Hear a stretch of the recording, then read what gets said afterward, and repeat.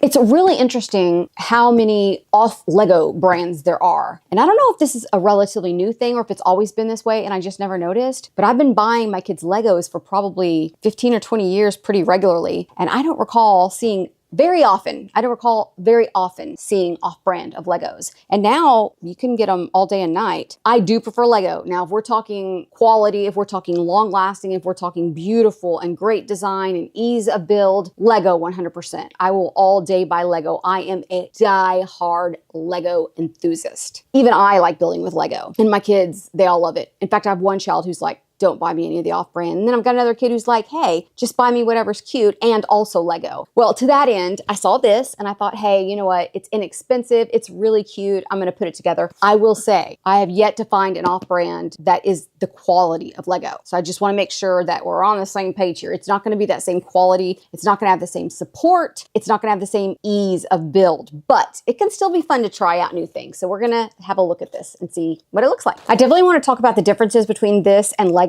while we're going through it, but I also want to tell you things that may be better, the same, or worse so that you can get a good comparison. The very first thing I noticed is that the sides and the edges are taped. Lego would never do that because some collectors keep them in the boxes, presume. But regardless, when you get your box, you want it to be in pristine condition and you don't want to have to ruin anything by cutting the tape off. If keeping a box is important to you, it's taped all the way around, not just one piece of tape. I had to cut 4 pieces of tape. This is cute. Look, they're all individually boxed. Let's pull one out. Let's start with the penguin. Oh, this is adorable. Create your own mini pixel world. Love it. Let's see. Oh, and these are each individually taped too.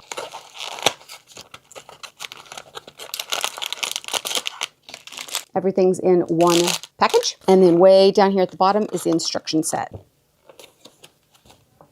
Now these are the minis, and I love doing the minis. My hands are so fat though, and it's really hard to do them. And once they get broken, there's no going back.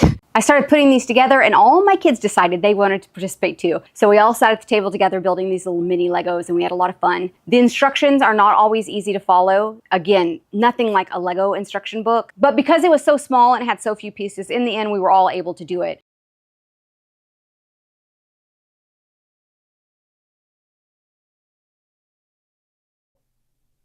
Look at all of these. Aren't they cool? Some of them have movable joints. Wee, wee.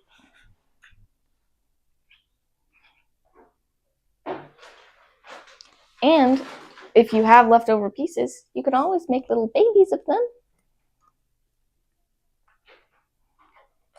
That was the funnest part to make.